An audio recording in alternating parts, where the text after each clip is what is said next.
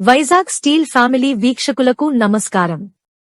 ఈ వీడియోలోని ముఖ్యాంశం: ఆర్ఏఎన్ఎల్ అమ్మడం ఖాయం, ఐదోసారి బీజేపీ ప్రభుత్వం బదులు. ఆర్టీఐలో శ్రీపాడి త్రినాథరావు గారి ప్రశ్నకి జవాబు. రాజకీయ వర్గాలు బహిరంగంగా అంగీకరించడానికి ఇష్టపడని విషయాన్ని ఇప్పుడు ఒక ఆర్టీఐ సమాధానం పునరుద్ఘాటించింది. నవంబర్ 2025 18న విశాఖ స్టీల్ ఎంప్లాయీస్ యూనియన్ ప్రధాన కార్యదర్శి పాడి త్రినాథ్ సిపిజిఆర్ఎంఎస్ పోర్టల్లో ఒక ఫిర్యాదును నమోదు చేశారు. దీపం జాయింట్ సెక్రటరీ మనోజ్ కుమార్ నుండి 9 డిసెంబర్ 2025 నాటి ప్రతిస్పందన నిస్సందేహంగా ఉంది. ఆర్ఏఎన్ఎల్ యొక్క వ్యూహాత్మక పెట్టుబడుల ఉపసంహరణకు సంబంధించి సీసీఏ నిర్ణయంలో ఎటువంటి మార్పు లేదు. రాజకీయ నాయకులు తప్పుడు హామీలు, తప్పుదోవ పట్టించే ప్రకటనలతో ప్రజలను తప్పుదోవ పట్టిస్తున్నారని యూనియన్ ఇప్పుడు బహిరంగంగా ఆరోపించింది. విశాఖ ఉక్కు కర్మాగారం త్యాగానికి పుట్టిన వారసత్వం. చారిత్రక ప్రజా ఉద్యమం విశాఖ ఉక్కు ఆంధ్రుల హక్కు నుండి విడదీయరానిది. ఇది ఒక దశాబ్దం పాటు సాగిన పోరాటం.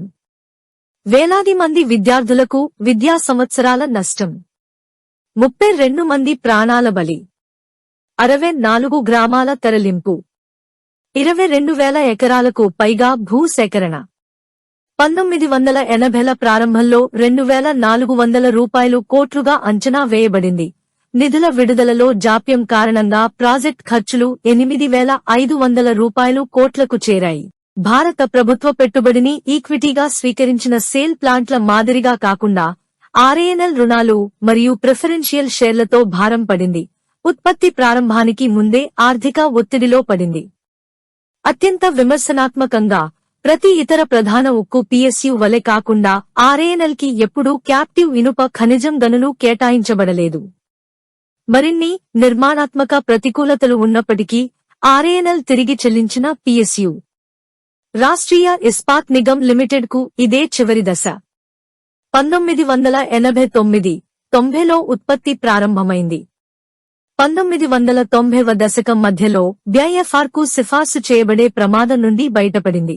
మాజీ ప్రధాని అటల్ బిహారీ వాజ్పేయి సకాలంలో జోక్యం చేసుకుని రుణాలను ఈక్విటీగా మార్చడం ద్వారా దీనిని పునరుద్ధరించారు.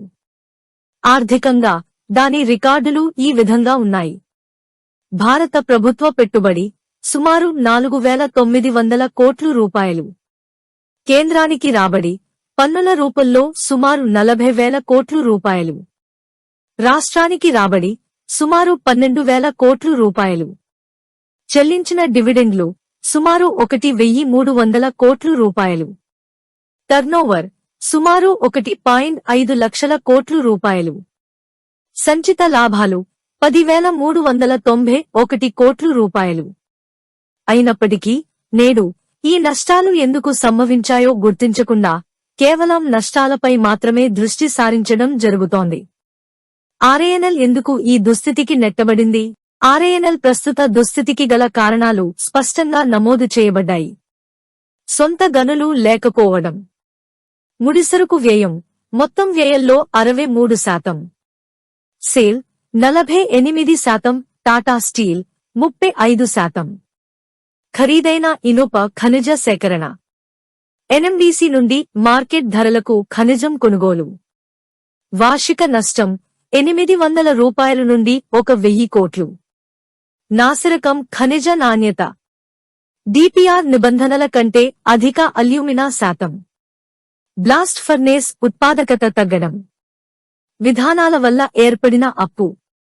సామర్థ్య విస్తరణ కోసం దాదాపు 18,000 కోట్ల రూపాయలు అప్పు. విస్తరణ భారత ప్రభుత్వ ఉక్కు విధానానికి అనుగుణంగా జరిగింది. ప్రపంచవ్యాప్త ప్రతికూలతలు.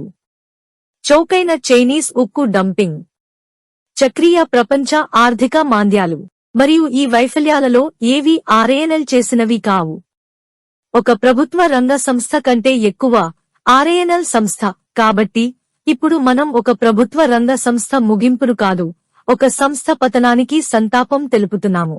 ఒకవేళ ఈ సంస్థను వ్యవస్థాగత నిర్లక్ష్యం నుండి రక్షించి ఉంటే, విధానపరమైన సమానత్వంతో మద్దతు ఇచ్చి ఉంటే, దూరదృష్టితో పోషించి ఉంటే, భారతదేశ ఉక్కు ప్రభుత్వ రంగ సంస్థల స్వర్ణ చరిత్రలో తన పేరును శాశ్వతంగా లిఖించుకునేది. దానికి బదులుగా రాజకీయ హామీల పొరల కింద ఆంధ్రప్రదేశ్ గర్వకారణమైన సంస్థ యొక్క నిశ్శబ్ద అంత్యక్రియలను మనం చూస్తున్నాము. ఆ హామీలు ఎప్పుడూ విధానపరమైన చర్యలుగా మారలేదు. ఆర్ఐఎన్ఎల్ ను ఆర్థిక అవసరం కారణంగా పెట్టుబడుల ఉపసంహరణ చేశారా? లేదా రాజకీయ స్వార్థం కోసం ద్రోహం చేశారా అని చరిత్ర తీర్పు చెబుతుంది. ఖచ్చితంగా చెప్పగల విషయం ఏమిటంటే ఆర్ఐఎన్ఎల్ సంస్థ ప్రస్తుత స్థితి కంటే చాలా మెరుగైన దానికి అర్హమైనది. మేము నివేదిస్తున్నాం. మీరు నిర్ణయించుకోండి. ఇండియన్ PSU సౌజన్యంతో మరిన్ని విశాఖ ఉక్కు ఆర్ఐఎన్ఎల్ వార్తల కోసం మన వైజాగ్ స్టీల్ ఫ్యామిలీ యూట్యూబ్ ఛానల్లో సబ్స్క్రైబ్ అవ్వండి.